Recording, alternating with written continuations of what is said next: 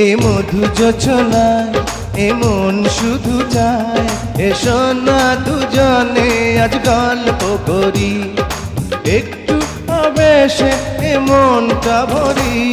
এ মধু যোছনায় এমন শুধু